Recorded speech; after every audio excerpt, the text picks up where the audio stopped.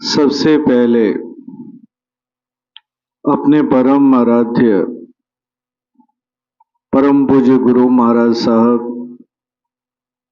जिनकी तस्वीर मंच पे रखी हुई है, आपके श्री चरणों में हमारा प्रणाम है।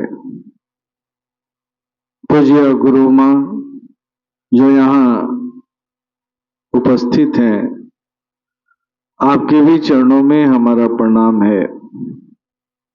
सभा में उपस्थित पूज्य गुरुदेव के प्यारे भक्तगण, सभी को हमारा यथा योग्य नमन है, प्रेम है।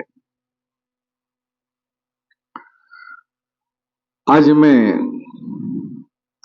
आप लोगों को एक दोस्ती की कथा सुनाऊंगा। इस संसार में कोई भी ऐसे व्यक्ति नहीं है जिनके जीवन में दोस्त ना हो, दोस्त ना हो। किसी न किसी रूप में आप लोगों के जीवन में दोस्त होंगे, लेकिन कौन सा दोस्त कब कितने दूरी तक आपके जीवन में काम आता है, आज मैं इसी पर प्रकाश डालने का प्रयास करूंगा।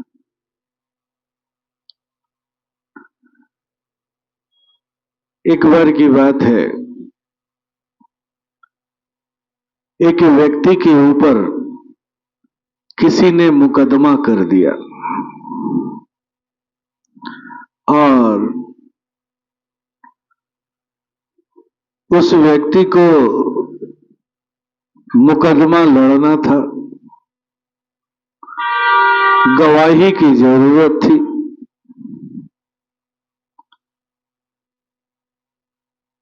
अब उसे समझ में नहीं आ रहा था कि वो अपने गवाही के लिए किसे तैयार करे। तो उसके दिमाग में यही था कि मेरे पास 3 दोस्त हैं, किसी एक दोस्त को लेकर के जाऊंगा और अपने मुकदमा को लड़ लूंगा, वो मेरी गवाही कर देंगे। कहते हैं कि इस काम के लिए वो अपने पहले दोस्त के पास गया। ये वो दोस्त था जिसके साथ वो रात दिन बैठा करता था, रात दिन उसके फिराक में रहा करता था। एक दिन संध्या के वक्त उसके दरवाजे पर पहुंचा, दरवाजा खटखटाया और अनुरोध किया कि भाई, मेरे ऊपर किसी ने मुकदमा कर दिया है, मुझे तुम्हें गवाही की जरूरत है। अगर मेरे पक्ष से गवाही कर दोगे तो मैं सजा से बरी हो जाऊंगा, फंसूंगा नहीं। जैसे ही उस दोस्त ने ये बात सुनी कि गवाही करने की बात है, उसने अपना दरवाजा बंद कर लिया। नहीं नहीं, मेरे पास समय नहीं है गवाही करने के लिए। पता नहीं तुम झूठी गवाही कराओगे या सच्ची गवाही कराओगे, मुझे कुछ भी पता नहीं, इसलिए मैं नहीं जाने वाला, और कह करके दरवाजा बंद कर लिया। अब वो व्यक्ति हैरान है,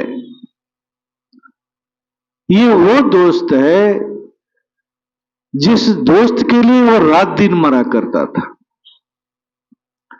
रात दिन उसके आगे पीछे घुमा करता था।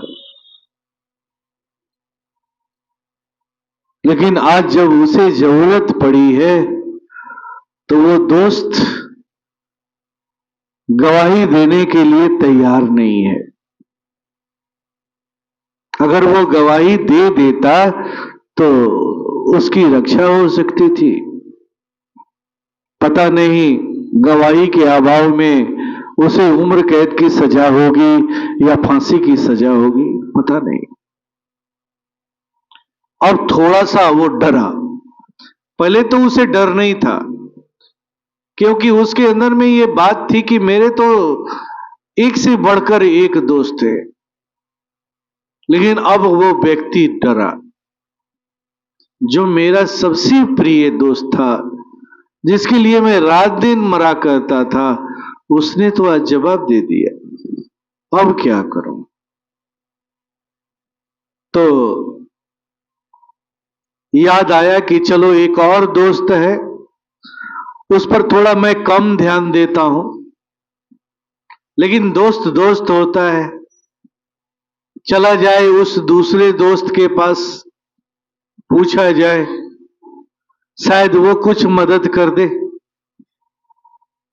और जैसे ही दूसरे दोस्त के पास जाता है, दूसरा दोस्त उसे अपने घर में बैठाता है, जलपान कराता है और पूछता है, कहो मित्र कैसे आए हो? क्या बात है, रात्रि के बेला में आए हो? क्या कोई मुसीबत आन पड़ी है? तो उसने कहा कि हां मित्र, कुछ मुसीबत आन पड़ी है। मुझे तुम्हारे गवाही की जरूरत है। किसी ने मेरे ऊपर मुकदमा कर दिया है। अगर मेरे पक्ष से चल करके तुम गवाही कर दोगे तो शायद मेरी रक्षा हो जाए।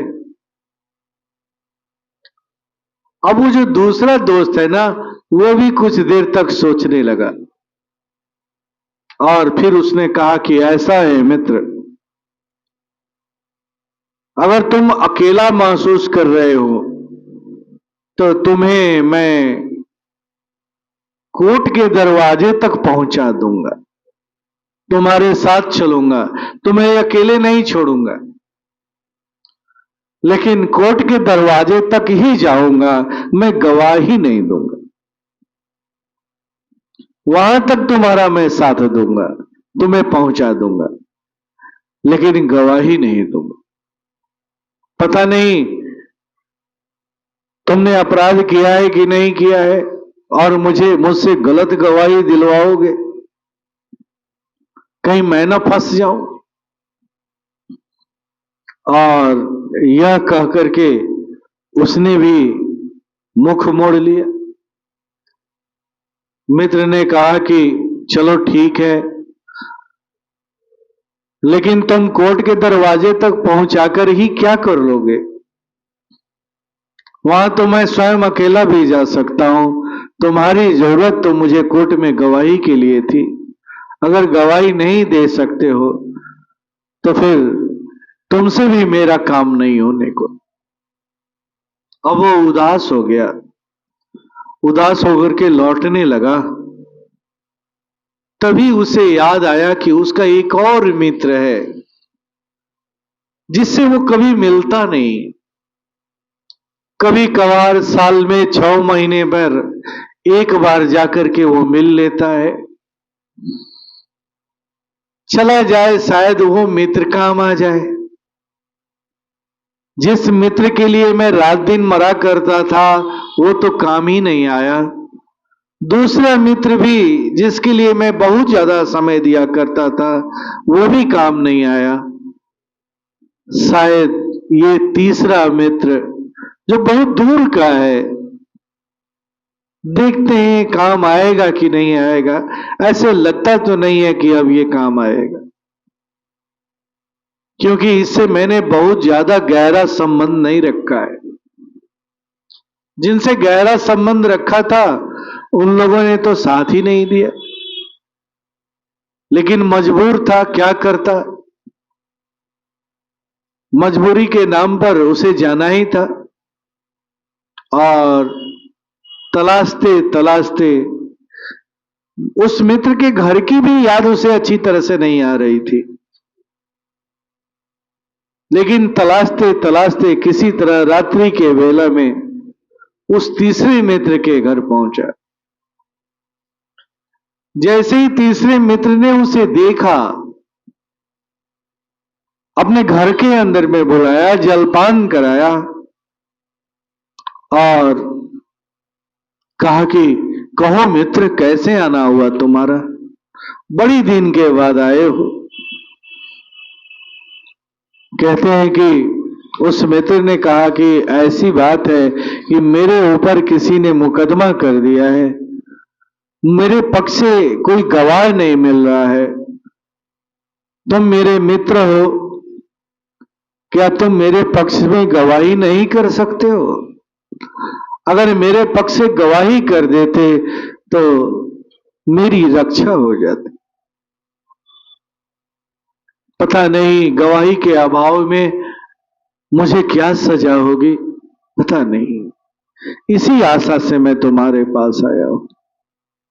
जैसे ही उस तीसरे मित्र ने सुना, कहा कि ये तो सौभाग्य की बात है मित्र कि मुझे तुम्हारी सहायता करने का मौका मिलेगा।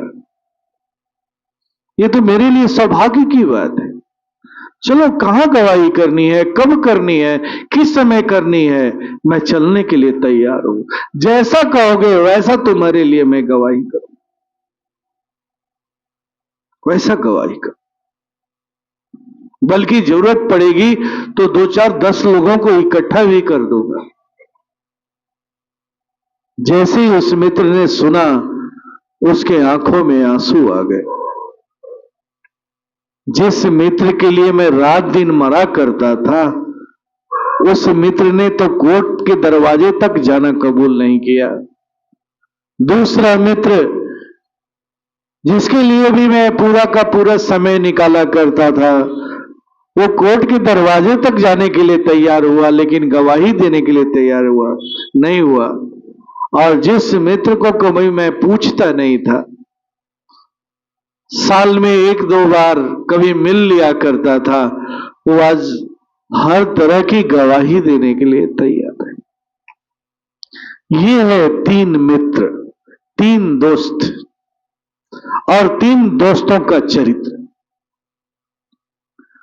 आइए, इस प्रसंग को जो मैंने रखा, इसलिए रखा कि आपको भी मैं बता सकूं कि आपके जीवन में भी ये 3 मित्र हैं, हमारे जीवन में भी हैं, आपके जीवन में भी। ये 3 मित्र कौन कौन है? तो पहला मित्र है धन, जिसके लिए आप रात दिन खटते हैं, रात दिन खटते हैं, रात दिन उसके पीछे पड़े हुए हैं, रात दिन अपनी भूख प्यास मिटा करके उससे मित्रता किए हुए हैं, उसके पीछे पड़े हुए। लेकिन जब आपकी मृत्यु होती है और मृत्यु होने के बाद जब परमात्मा के दरबार में आपको पेश किया जाता है,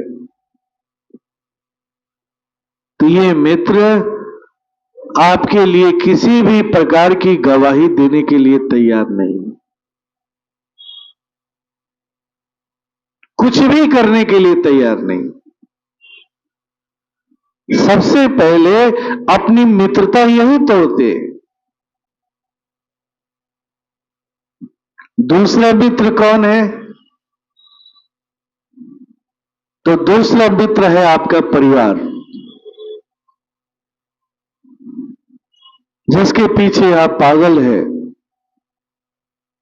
रात दिन समय उसके लिए निकालते हैं। मैं नहीं कहता कि आप अपने परिवार के लिए समय ना निकालो, निकालो, लेकिन रात दिन उसके पीछे पागल हो, अनावश्यक रूप में पागल हो। क्या कभी सोचे हो कि वो तुम्हारे साथ कितना दूर तक जाता है? तो बस श्मशान घाट तक, वहां तक जाकर के तो अपनी गवाही दे करके वो छोड़ देता है तुम। लेकिन उस दरबार में जहां गवाही देनी है, वहां वो भी नहीं पहुंच पाता है, वो भी नहीं पहुंच पाता। और तीसरा मित्र कौन है? जहां तुम साल में कभी एक बार जाते हो, 2 बार जाते हो, वो तीसरा मित्र है, यही सत्संग है, जिसे जीवन में आप प्राथमिकता नहीं देते हो। आप मनन करो कि जितना अपने जीवन में पैसे का, अपने रिश्तों का महत्व देते हो, क्या आप इस सत्संग को उतना महत्व देते हो? नहीं देते हो। महीने में एक बार बुलाया जाता है, तभी इकट्ठा होने में आनाकानी करते हो। लेकिन ये सत्संग उस परमात्मा के दरबार में आपकी गवाही देने के लिए जाता है। अगर आपने अपने जीवन में एक बार भी सत्संग किया है, तो उस सत्संग का फल ऐसा है कि वो परमात्मा के दरबार में आपके गवाही करने के लिए जाता है, जाता है। उसी दिन से आपके खाते में पुण्य का खाता खुल जाता है कि नहीं, आपने अपने जीवन में कुछ किया है, कुछ किया है। तो ये है सत्संग, गुरु का सत्संग, गुरु का सत्संग, गुरु युक्त सत्संग, जो आपके इहलोक को भी देखता है और आपके परलोक की भी गवाही करता है। इस लोक में भी जहां परिवार, रिश्तेदार, नातेदार काम नहीं आते हैं, वहां सत्संगी मित्र, सत्संगी भाई काम आते हैं। एक नया परिवार ये सत्संग आपको देता है, जिस परिवार में कोई स्वार्थ नहीं है एक दूसरे के प्रति। हमारे अपने शरीर का जो रिश्ता है, उस रिश्ते में तो पल पल स्वार्थ है। कोई कुछ के लिए जुड़ा हुआ है, कोई कुछ के लिए जुड़ा हुआ है, कोई कुछ के लिए जुड़ा हुआ है। लेकिन ये परिवार ऐसा परिवार है जहां केवल और केवल देना है, लेना आपसे कुछ नहीं। फिर भी हम इस परिवार को ध्यान में नहीं देते, ध्यान नहीं रखते, इस परिवार का ख्याल नहीं रखते, जबकि ये परिवार सत्संग देता है आपको, एक अनोखा परिवार। और सत्संग तो वो मित्र है ही जो परमात्मा के धाम में भी आपकी जाकर के पैरवी करता है, आपकी गवाही देता है। जीवन में आपके कुछ भूल चूक हुआ भी है तो उसके लिए वो प्रार्थना करता है कि जी सरकार, ये कुछ मौका दिया जाए, एक मौका दे दिया जाए, ये अभी आगे बढ़ सकते हैं, इसे समय दिया जाए। ये है सत्संग। हमारे परम पूज्य गुरु महाराज साहब ने ऐसा ही सत्संग आप लोगों को दिया है, लेकिन इसलिए नहीं दिया है कि आप इससे केवल महीने में या 6 महीने पर एक बार मित्रता करें। इसलिए दिया है कि आप इससे रोज मित्रता करें, रोज आए, रोज जाए, रोज मिलें, रोज इस क्रिया को करें। एक दिन का सत्संग, एक दिन की मित्रता आपको वहां तक पहुंचा सकती है, वहां तक सहायता कर सकती है। तो जब आप इसे नित्य करेंगे तो फिर क्या होगा आपके जीवन में? कभी आपने सोचा है क्या होगा? आपका जीवन ही बदल जाएगा, जीवन ही बदल जाएगा।